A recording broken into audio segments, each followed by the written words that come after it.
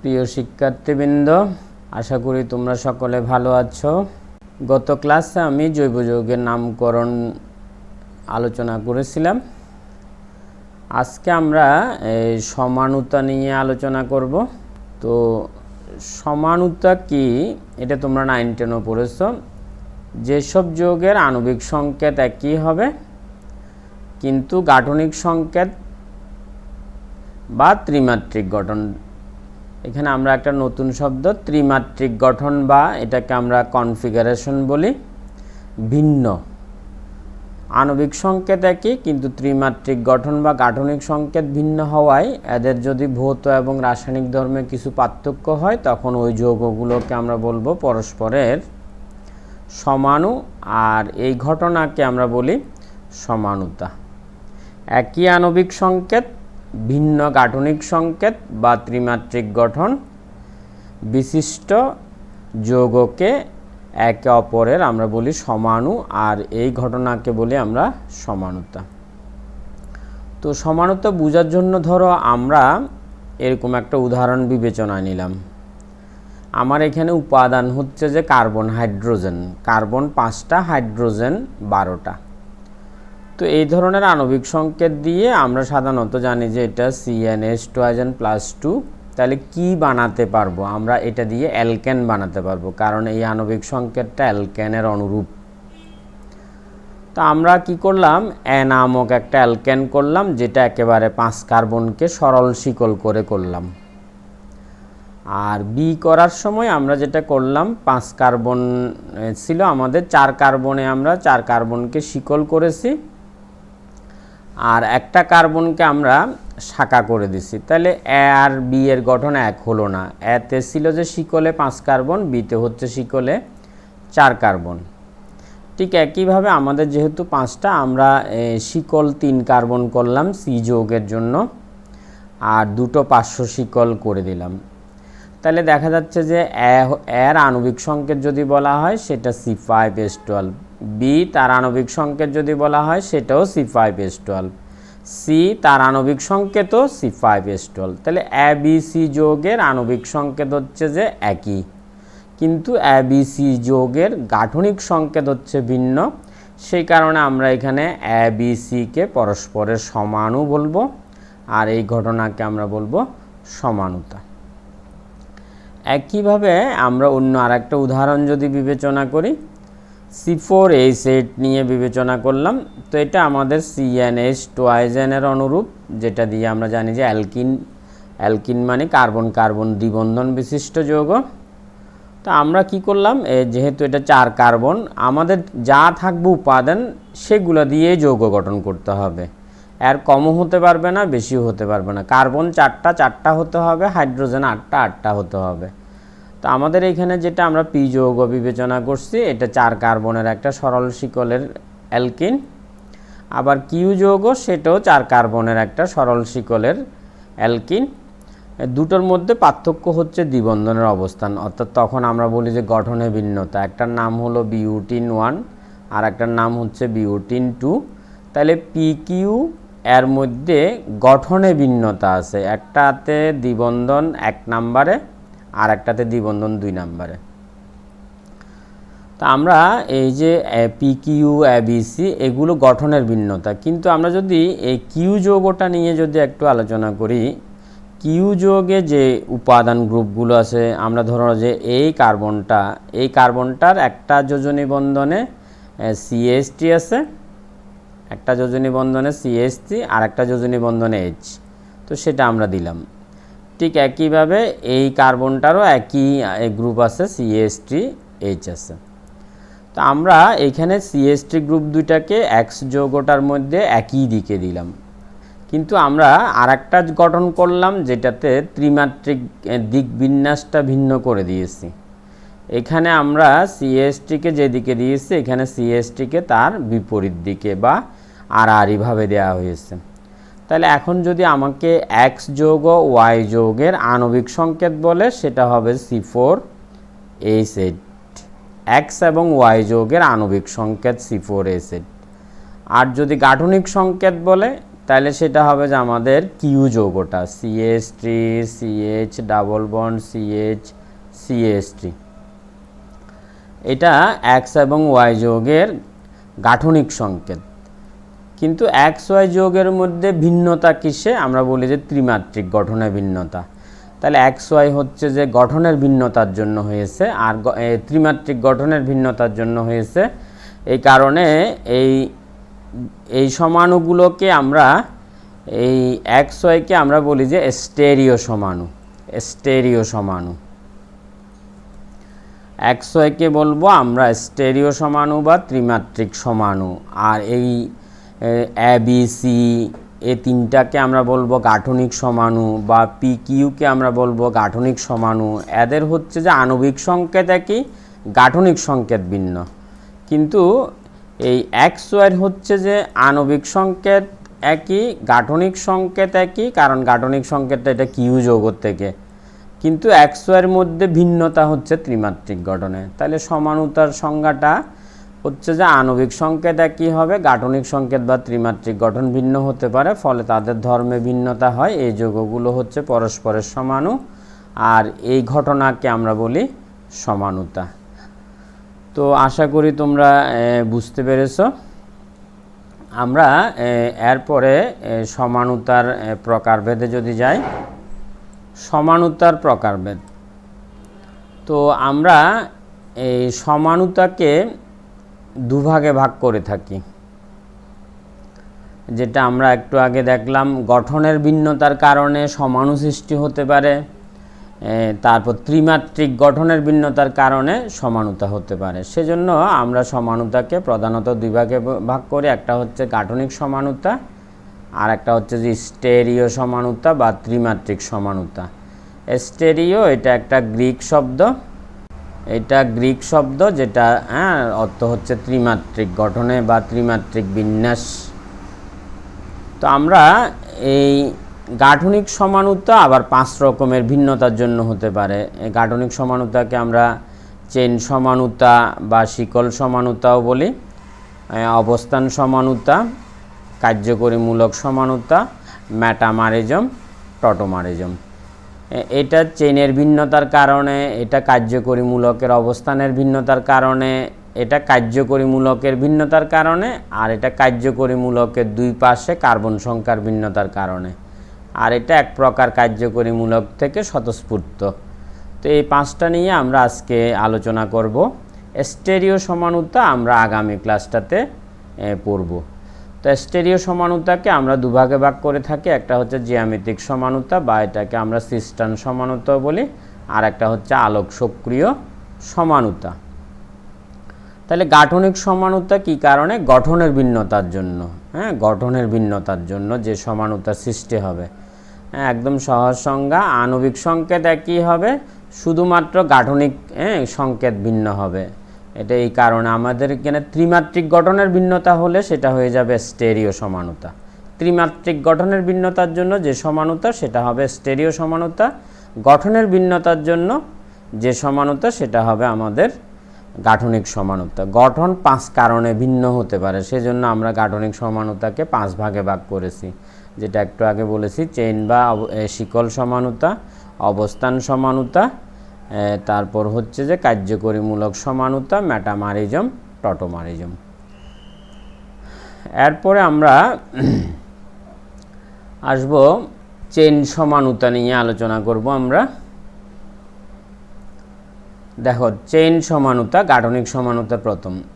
একদম সহজ সংজ্ঞা, কার্বন শিকলের ভিন্নতার জন্য যে সমানুতার সৃষ্টি হয় তাকে চেইন সমানুতা বলে, এবং সৃষ্ট সমাণুগুলোকে চেইন সমাণু বলা হয়। কার্বন শিকলে ভিন্নতা থাকলে যে সমানুতার সৃষ্টি হবে, ধরো আমরা একটা উদাহরণ নিচ্ছি। আমাদেরকে আণবিক সংকেতটা দেয়া হলো C5H10O। তো এই ক্ষেত্রে আমাদের এই আণবিক সংকেতটা CnH2nO এর অনুরূপ। তো আমাদেরকে জানতে হবে যে এটা দিয়ে কি কি কার্যকরীমূলক বিশিষ্ট যৌগ তৈরি করা যায়। তো আমি এখানে ভাগ করে রাখছি, CnH2nO টাইপের অনুরূপ হলে এটা দিয়ে আমরা কিটোনের সমাণু তৈরি করতে পারবো, অ্যালডিহাইডের সমাণু তৈরি করতে পারবো, ইনলের সমাণু তৈরি করতে পারবো এই আণবিক সংকেত থেকে। তো এটা আমরা শিখে রাখবো এরকম কতগুলো আণবিক সংকেত দিয়ে কোনটা দিয়ে কি সৃষ্টি করতে হয়, কি ধরনের সমাণু তৈরি করতে হয় সেটা আমরা পরে শিখে রাখবো। আপাতত এই একটা আণবিক সংকেত নিয়ে আজকে আমি সবগুলো উদাহরণ বিবেচনা করব। তো যেহেতু CnH2NO এটা দিয়ে আমাদেরকে চেইন সমাণু তৈরি করতে হবে, তাহলে আমরা প্রথমে কিটোনের জন্য চেইন সমাণু। তো চেইন সমাণু তৈরি করতে গেলে আমাদের যৌগটা প্রথমে ধরো এটা যেহেতু 5 কার্বন, আমি এখানে 5 কার্বন দিলাম, 5 কার্বন দিলাম কিটোন। এটা কিটোন CO মূলক, তোমরা জানো CO মূলকটা প্রান্তে বসতে পারে না। আমাকে এই 5 কার্বন যদি আমি শিকল তৈরি করি, 5 কার্বনের যদি শিকল তৈরি করি, তাহলে কিটোন মূলকটা এই তিনটার কোনো একটাকে আমাকে দিতে হবে, প্রান্তে দেওয়া যাবে না, কিটোন মূলক প্রান্তে হয় না। তো যেহেতু চেইন সমাণু, এটা যেহেতু আমি ধরো এটা যদি অযৌগ বলি, এটা 5 কার্বনের একটা কিটোন, যেহেতু চেইন করব, চেইনে ভিন্নতা, তাহলে আমি করলাম এটা যদি বিবেচনা করি, তখন দেখো আমি এটা করলাম যে 4 কার্বনে। তো 4 কার্বন যেহেতু শিকলে করলাম, শিকলে যেহেতু 4 কার্বন, শিকলটা 4 কার্বন, শিকলটা, সেজন্য আমরা একটা শাখা করে দিলাম। আর শাখাও কখনো প্রান্তে হয় না, তুমি শাখাকে কখনো এইখানে বা এখানে দেওয়া যাবে না, শাখা সবসময় এই মাঝখানের কার্বনগুলোতে দিতে হয়। তো আমরা যেহেতু এটাতে CO মূলক দিয়ে ফেলছি, তাহলে শাখা হয়তো এই দুইটার কোনো একটাতে দিতে পারতাম, হয় এটাতে দিতে পারতাম, না হয় এটাতে দিতে পারতাম। তাহলে এটা আমি একটু এটা এই উদাহরণটা আরেকটু নিচ্ছি। এটা আমরা করলাম কি শিকল সমাণু বা চেইন সমাণু তৈরি করতেছি, তাহলে 5 কার্বন থেকে আমরা শিকলে আসার জন্য কার্বন সংখ্যা কমিয়ে 4 কার্বনে নিয়ে আসলাম। এই যৌগটা 5 কার্বন ছিল, 4 কার্বন, তাহলে আমার এটা যদি কিটোন হয় CO, আর একটা কার্বন বাকি থাকে বি যৌগের জন্য, সে কার্বনটাকে তখন আমাদেরকে এখানে দিতে হবে। আমাদেরকে এই শাখাকে প্রান্তে দেওয়া যায় না, শাখাও মাঝখানে, অর্থাৎ এটাতে একটা দিলে এটাতে 3টা দিলাম, তাহলে এটা হচ্ছে যে আমাদের বি যৌগটা হয়ে গেল। তো ঠিক একইভাবে আমরা যদি চাই যে আমরা অ্যালডিহাইডের চেইন সমাণু তৈরি করব C5H10 থেকে, তো আমি নিচে করে রাখছি। দেখো প্রথমে আমি যেটা করছি, একটা 5 কার্বনের, এটাকে ধরো আমি পি যৌগ দিলাম, এটা 5 কার্বনের, সেজন্য প্যান্টানেল। পরে আমরা কি করলাম, এটাকে যদি আমি কিউ যৌগ দিই, সেটাতে শিকলটা করে নিলাম যে আমি 4 কার্বনের, প্রথমটা ছিল যে 5 কার্বনের, আর এটা করে দিলাম যে 4 কার্বনের, সেজন্য আমাদেরকে একটা 500 শিকল করতে হলো। তো নামটা যেহেতু নাম্বারিংটা অ্যালডিহাইডের নাম্বারিং সিস্টেম জানো, অ্যালডিহাইড মূলক যেখানেই থাকে সেখান থেকে আমাদেরকে 1 দিয়ে শুরু করতে হয়, সেজন্য এটা 2 মিথাইল বিউটানেল। আর অ্যালডিহাইডের জন্য অবস্থান নম্বর উল্লেখ না করলেও চলে, আমরা ইচ্ছা করলে এটাকে প্যান্টান 1L বলতে পারতাম। তাহলে শিকল সমাণু হলে আমাদের কার্বন শিকলে ভিন্নতা আসতে হবে। আমাকে দেখে নিতে হবে যে আমি যদি বলি এইখানে প্রথম উদাহরণে এ যৌগ আর বি যৌগ, তাদের আণবিক সংকেত আমরা বলবো C5H10O, এদের কার্যকরী মূলক একই, কিন্তু কিসে ভিন্নতা দুটার মধ্যে, আমরা বলবো যে একটা শিকল হচ্ছে 5 কার্বনের, আর একটা শিকল হচ্ছে যে 4 কার্বনের, এ আর বি এর মধ্যে শিকলে ভিন্নতা, সেজন্য এ এবং বি পরস্পরের শিকল সমাণু। তো আশা করি তোমরা এটা বুঝতে পেরেছ। এরপরে আমরা পরের অংশে চলে যাই, যেটা অবস্থান সমানুতা। তো অবস্থান সমানুতা হচ্ছে যে কার্যকরী মূলকের অবস্থানের ভিন্নতার জন্য যে সমানুতা সৃষ্টি হবে। আগেরটা ছিল যে কার্বন শিকলের ভিন্নতার জন্য, আর এটা হচ্ছে কার্যকরী মূলকের অবস্থানের ভিন্নতার জন্য যে সমানুতা সৃষ্টি হয় তাকে অবস্থান সমানুতা বলে, এবং সৃষ্ট সমাণুগুলোকে অবস্থান সমাণু বলা হয়। তো আমি আগের উদাহরণটা নিয়েছি, যেটা আমাদের এই টাইপের বিশিষ্ট CnH2NO বিশিষ্ট। তো এটা দিয়ে আমরা কি সমাণু তৈরি করতে পারি, আমরা কিটোনের সমাণু তৈরি করতে পারি, অ্যালডিহাইডের সমাণু তৈরি করতে পারি, ইনলের সমাণু তৈরি করতে পারি। তবে অবস্থান সমাণু কাদের বেলায় হয় না, অ্যালডিহাইড আর কার্বক্সিলিক অ্যাসিডের বেলায় হয় না, কারণ অ্যালডিহাইড মূলক বা কার্বক্সিলিক অ্যাসিড মূলক সবসময় এক নাম্বার কার্বন ধরা হয়, যেখানেই থাকুক অ্যালডিহাইড মূলক এক, ওর জন্য 2 নাম্বার অবস্থান করা যাবে না, কার্বক্সিলিক অ্যাসিডের বেলায় হবে না। সেজন্য এই C5H10 থেকে তাহলে আমরা কিটোনের অবস্থান সমাণু করতে পারবো, অ্যালডিহাইডের জন্য অবস্থান সমাণু হবে না। ইনলের জন্য করা যাবে, তবে আমরা ইনলটা এখানে দেখাচ্ছি না। আর ইনল মানে হচ্ছে যে একই যোগে, ইনলটা হচ্ছে যে ইনল একই যোগে দ্বিবন্ধনও থাকবে। আমরা যদি ইনল 5 কার্বনের ইনল বলি, একই কার্বনের দ্বিবন্ধনও থাকবে, ওএইচও থাকবে, সেই যৌগগুলোকে আমরা বলি যে ইনল। একই কার্বনে ইন, একই কার্বনে অল, এটা একটা ইনল। হ্যাঁ, এটা 5 কার্বনের একটা ইনল। এটা আমরা এখন আলোচনা করলাম না, পরের উদাহরণে আমরা পরের দিকে আলোচনা করব। তাহলে আমরা অ্যালডিহাইডের অবস্থান সমাণু করা যাবে না এটা দিয়ে, আমরা এই জন্য করলাম কিটোন।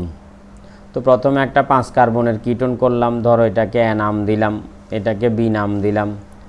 তাহলে এ আর বি এর মধ্যে কি কার্বন শিকলে ভিন্নতা আছে? না, এ 5 কার্বনের শিকলের যৌগ, বি 5 কার্বনের শিকলের যৌগ। তাহলে এ আর বি এর মধ্যে শিকলে ভিন্নতা নেই। তাহলে কিসে ভিন্নতা?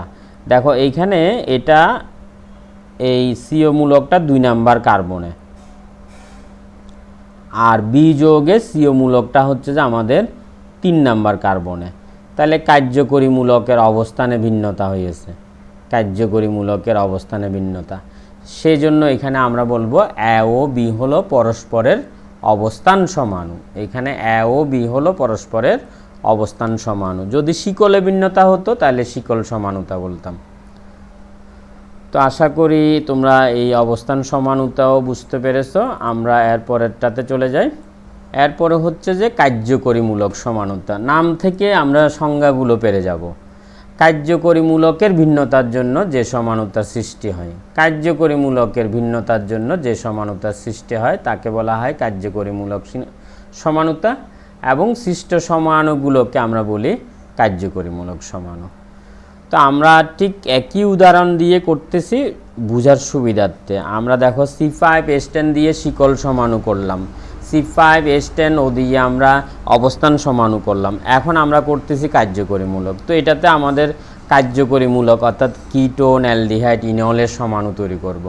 তো দেখো ইনলটা আমি একটু আগে বলছিলাম একই কার্বনে দ্বিবন্ধনও থাকবে, একই কার্বনে ওএইচও থাকবে, তাহলে সেগুলোকে আমরা বলি যে ইনল। একই কার্বনে ইন, একই কার্বনে অল, ওএইচ। তো দেখো আমি এখানে 5 কার্বনের একটা কিটোন বানিয়েছি, 5 কার্বনের একটা অ্যালডিহাইড বানিয়েছি, 5 কার্বনের একটা ইনল বানিয়েছি। তো এ বি সি আমি যদি মার্ক করে, এ বি সি যৌগের মধ্যে ভিন্নতা কিসে? ভিন্নতা দেখো এখানে হচ্ছে কিটোনের কার্যকরীমূলক, এখানে হচ্ছে অ্যালডিহাইডের কার্যকরীমূলক, এখানে হচ্ছে যে ইনলের কার্যকরীমূলক। তাহলে কার্যকরীমূলকে ভিন্নতা এবিসির মধ্যে, সেই কারণে আমরা এটাকে বলবো যে কার্যকরীমূলক সমানুতা। তো এই আমি 5 কার্বনের একটা কিটোন, এটা অনেকবার লিখেছি, এটা 5 কার্বনের অ্যালডিহাইড। অ্যালডিহাইড গ্রুপ সবসময় প্রান্তে থাকে, অ্যালডিহাইড গ্রুপ কখনো আমরা মাঝখানে দিতে পারবো না। অ্যালডিহাইড গ্রুপকে আমরা সবসময় এরকম অ্যালডিহাইড লিখতে গেলে এরকম দিয়ে ফেলতে হবে। এটা 5 কার্বনের অ্যালডিহাইড। ইনল, ইন আর অল থাকলে একই যোগে, তাহলে কার্যকরীমূলকের ভিন্নতার জন্য যে সমানুতা সৃষ্টি হয় তাকে আমরা বলবো কার্যকরীমূলক সমানুতা। এখানে যে আমি উদাহরণগুলো এবিসি 3টা উদাহরণ নিলাম, এই 3টা যৌগের মধ্যে পার্থক্য হচ্ছে কার্যকরীমূলকে, সেজন্য এখানে এবিসি হলো কার্যকরীমূলক সমাণু। তো এগুলো সহজ, আশা করি তোমরা বুঝতে পেরেছো। আমরা পরেরটাতে চলে যাই। চলে আসলাম মেটামারিজম। মেটামারিজম, তো মেটামারিজম হচ্ছে এক প্রকার অবস্থান সমাণু। এটা আমরা একটু আগে যে পড়লাম সেটাই, অবস্থান সমাণু মেটামার। তবে আমরা বলি যে সব মেটামার অবস্থান সমাণু, কিন্তু সব অবস্থান সমাণু মেটামার নয়। তো ম্যাটামার হচ্ছে যে একই কার্যকরীমূলকের উভয় পাশে কার্বন সংখ্যার ভিন্নতা, মানে তোমার একই কার্যকরীমূলক বিশিষ্ট যৌগ হবে কিন্তু দুই পাশে কার্বন শিকলের ভিন্নতা হবে। সেজন্য দুই পাশ যেহেতু এটা দ্বিযোজী কার্যকরীমূলক বিশিষ্ট যৌগে ঘটবে, যে কিটোন, ইথার, সেকেন্ডারি অ্যামিন। তাহলে ম্যাটামারিজমের একদম সীমাবদ্ধতা হচ্ছে যে এই তিন ধরনের যৌগে ম্যাটামারিজম ঘটবে। এই তিনটা যৌগে কিটোন, ইথার আর হচ্ছে যে সেকেন্ডারি অ্যামিন, এই তিনটা যৌগের ক্ষেত্রে ম্যাটামারিজম ঘটবে। কিন্তু অবস্থান সমানুতা অ্যালকোহলের বেলায় ঘটতে পারে, অ্যালকিনের বেলায় ঘটতে পারে। অবস্থান সমানু ঘটে না যে আমাদের অ্যালডিহাইড এবং কার্বক্সিলিক অ্যাসিডের বেলায়, অন্য যৌগের বেলায় আমাদের অবস্থান সমানুতা ঘটতে পারে। অ্যালকাইল হ্যালাইড বলো, এদের বেলায় অবস্থান সমানুতা ঘটে। কিন্তু ম্যাটামারিজম অবস্থান সমানু হলেও শুধুমাত্র এই তিন রকমের যৌগের ক্ষেত্রে। সেজন্য আমরা বলি সব ম্যাটামার অবস্থান সমানু, কিন্তু সব অবস্থান, তুমি অ্যালকোহলের অবস্থান সমানুকে ম্যাটামার বলতে পারবা না, কিন্তু তুমি কিটোনের অবস্থান সমানুকে ম্যাটামার বলতে পার, এই ম্যাটামারগুলোকে অবস্থান সমানু বলা যাবে, ইথারের ম্যাটামারগুলোকে অবস্থান সমানু বলা যাবে। তো আমরা এখানে একই উদাহরণটায় রাখলাম C5H10 ও CnH2n। তাহলে আমরা এখানে কিটোনের সমাণু তৈরি করতে পারি, অ্যালডিহাইড পারি, ইনল করতে পারি। যেহেতু আমরা ম্যাটামার তৈরি করব, দেখো আমার এখানে অ্যালডিহাইড এবং ইনলের জন্য অবস্থান এই ম্যাটামার হবে না, কিটোনের জন্য হবে। যে এই যেহেতু কিটোন করতে পারবে, ইথার করতে পারে, অ্যামিন করতে পারবে, সেজন্য আমরা C5H10O থেকে আমরা এখানে দুটো কিটোনের ম্যাটামার বা অবস্থান সমাণু করেছি। হ্যাঁ, ম্যাটামার যেহেতু অবস্থান সমাণু, সেজন্য ম্যাটামার, আমরা অবস্থান সমাণু অনেক যৌগের ক্ষেত্রে ঘটে, কিন্তু ম্যাটামার ঘটে যে শুধুমাত্র এই তিন রকমের যৌগের ক্ষেত্রে। তোমরা যদি সংজ্ঞাটা একটু খেয়াল করিও, এখানে যে পয়েন্টগুলো কার্যকরীমূলকের উভয় পাশে, তাহলে আমরা যদি হিসাব করি এটা আমাদের এখানে কার্যকরীমূলক সিও মূলকটা। তো এটার এক পাশে হচ্ছে যে আমাদের কার্বন সংখ্যা 3টা, এটার বাম পাশে আমাদের কার্বন সংখ্যা হচ্ছে 3টা, ডান পাশে কার্বন সংখ্যা হচ্ছে যে 1টা। আর আমরা যদি কিউ যৌগ বলি, সেক্ষেত্রে দেখো এটার বাম পাশে, এই গ্রুপটার বাম পাশে আমাদের কার্বন সংখ্যা হচ্ছে 2টা, তাহলে এটার সাথে এটা মিলেনি। হ্যাঁ, এই যৌগে পি যৌগে যে কার্বন শিকল আর কিউ যৌগের কার্বন শিকল বাম পাশ দিক মিলেনি, ডান পাশও একই, এটা 1 কার্বনের আর এটা হচ্ছে যে 2 কার্বন, তাহলে এটাও মিলেনি। সেজন্য পি এবং কিউর মধ্যে আমরা বলতে পারবো যে সিও মূলকের অবস্থানও ভিন্নতা, এখানে সিওটা 2, এখানে সিওটা হচ্ছে 3। বা আমরা এরকমও বলতে পারবো এই কার্যকরী মূলকের এই পাশের সাথে এই পাশ, আমরা যদি শিকলের বা এই পাশের সাথে এই পাশ আমাদের ভিন্নতা আছে, তাহলে কার্যকরীমূলকের উভয় পাশে কার্বন শিকলের ভিন্নতার জন্য যে সমানুতার সৃষ্টি হয় তাকে বলে ম্যাটামারিজম, আর সৃষ্ট সমাণুগুলোকে বলি ম্যাটামার। তো আশা করি তোমরা বুঝতে পেরেছো। আমি C5H10O দিয়ে সবগুলো উদাহরণ বিবেচনা করছি, যাতে আমরা প্রথমে C5H10O দিয়ে শিকল সমাণু তৈরি করেছি, কিসে ভিন্নতা আনতে হবে সেটা বোঝার জন্য, শিকলে ভিন্নতা। তারপর আমরা অবস্থান সমাণু তৈরি করেছি, অবস্থানে কার্যকরীমূলক ঠিক রাখবো, কার্যকরীমূলকের অবস্থানে ভিন্নতা করে দেব। তারপর আমরা কার্যকরীমূলক সমাণু করে গেছি, কার্যকরীমূলকের ভিন্নতা করে দিয়েছি। এখন ম্যাটামারিজম করলাম। ম্যাটামারিজম অবস্থান সমাণুর মতো, তবে এখানে হচ্ছে সীমাবদ্ধতা হচ্ছে শুধুমাত্র দ্বিযোজী কার্যকরীমূলক বিশিষ্ট যৌগ, দ্বিযোজী কার্যকরী, কিটোন, ইথার, এই 3টা যৌগের ক্ষেত্রে ঘটে। সেজন্য আমরা বলি যে সব ম্যাটামার অবস্থান সমাণু, কিন্তু সব অবস্থান সমাণু ম্যাটামার নয়। যেমন ধরো কথার কথা, আমি যদি এরকম একটা উদাহরণ বলি, CH3CH2CH2OH, ধরো এটা আমরা X যৌগ বললাম। আর একটা যৌগ ধরো আমরা এরকম দিলাম এরকম দিলাম। তো আমাদের এখানে এটা হচ্ছে যে OH-টা হচ্ছে যে একযোজী, দ্বিযোজী না। তাহলে এক্স ওয়াইয়ের মধ্যে আসলে OH এর অবস্থানে ভিন্নতা আছে। এটা হচ্ছে যে প্রোপানল 1 বা প্রোপান 1 অল, আর এটা হচ্ছে যে প্রোপান 2 অল। তাহলে এক্স ওয়াই হচ্ছে পরস্পরের অবস্থান সমাণু। হ্যাঁ, এক্স ও ওয়াই পরস্পরের অবস্থান সমাণু, কিন্তু আমরা এটাকে মেটামার বলতে পারবো না, কারণ OH হচ্ছে একযোজি। হ্যাঁ, কিন্তু মেটামার নয়। তবে সব মেটামার কিন্তু অবস্থান সমাণু। তাহলে আশা করি তোমরা এটা বুঝতে পেরেছো। আমরা পরের টাতে যাই।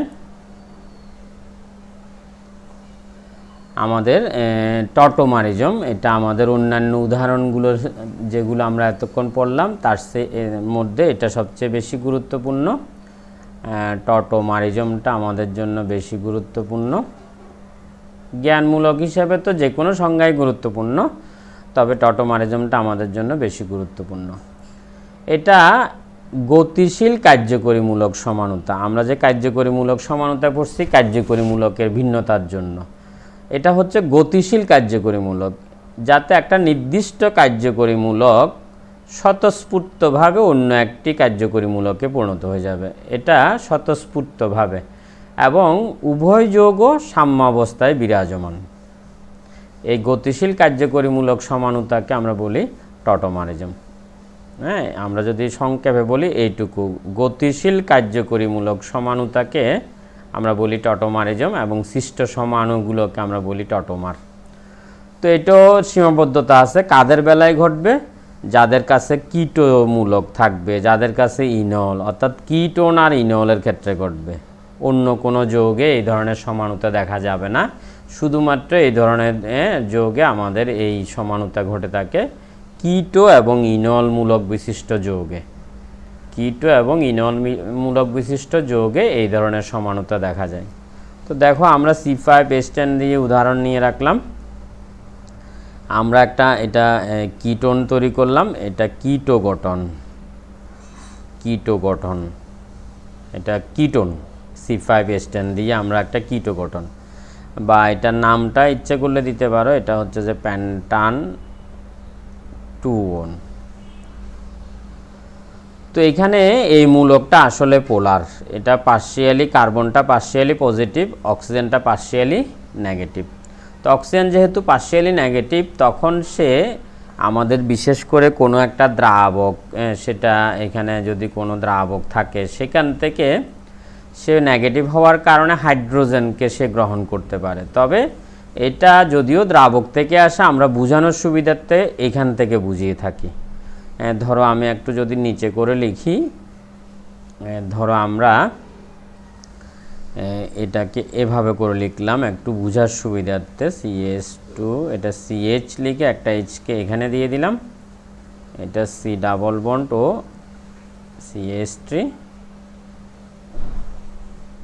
তো এটা যেহেতু পজিটিভ, এটা যেহেতু নেগেটিভ, তখন এই অক্সিজেন কি করতে পারে? এই হাইড্রোজেনকে টেনে নিতে পারে। তাহলে টেনে নিলে আমাদের ব্যাপারটা দাঁড়াবে যে এই হাইড্রোজেনটা চলে যাওয়ায় তখন এটা CH হয়ে গেল, আর এটা হয়ে গেল OH, এই ইলেকট্রনগুলো ওর কাছে চলে যাওয়ার কারণে। তাহলে এইখানে আমাদের যেটা হবে, এই হাইড্রোজেন চলে যাওয়ার কারণে এই বন্ধনটা আমাদের, যে আমি একটু লাল কালি দিয়ে মার্ক করি, এই বন্ধনটা, দ্বিবন্ধনটা আমাদের হবে যে এই জায়গাতে, দ্বিবন্ধনটা এই জায়গাতে। তাহলে আমাদের এই অক্সিজেনটা, CO মূলকটা হচ্ছে পোলার, CO মূলকটা হচ্ছে যে পোলার, সেখানে অক্সিজেনটা ঋণাত্মক হওয়ায় সে হাইড্রোজেনকে টেনে নিতে পারে। তাহলে হাইড্রোজেনটা চলে যাওয়ায় এটা CH হয়ে গেল, এটা CH হয়ে গেল, আর এই বন্ধনটা আমাদের এখানে দ্বিবন্ধন হয়ে গেল। তাহলে এটা হয়ে গেল যে একটা ইনল। একই কার্বনে, একই কার্বনটার মধ্যে ইনও আছে, একই কার্বনে অলও আছে। তাহলে এটা হচ্ছে যে ইনল গঠন বা ইনল কাঠামো।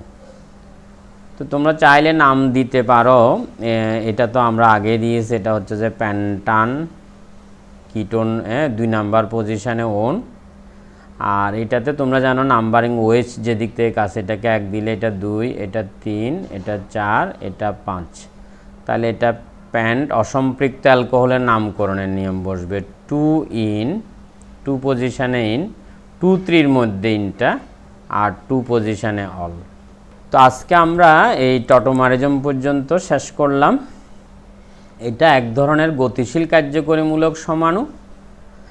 এটা কার্যকরীমূলক সমাণুতা এক প্রকার কার্যকরীমূলক বিশিষ্ট যৌগ স্বতঃস্ফূর্তভাবে অন্য প্রকার কার্যকরীমূলক বিশিষ্ট যৌগে পরিণত হবে এবং উভয় যৌগ সাম্যাবস্থায় বিরাজ করবে। তো আশা করি তোমরা বুঝতে পেরেছো। তারপরেও যদি কোনো জায়গায় সমস্যা হয় কমেন্টে তোমরা জানাতে পারো বা আমাকে ফোন করতে পারো। তো সবাই ভালো থাকবে, সুস্থ থাকবে, এই কামনা রইল তোমাদের জন্য।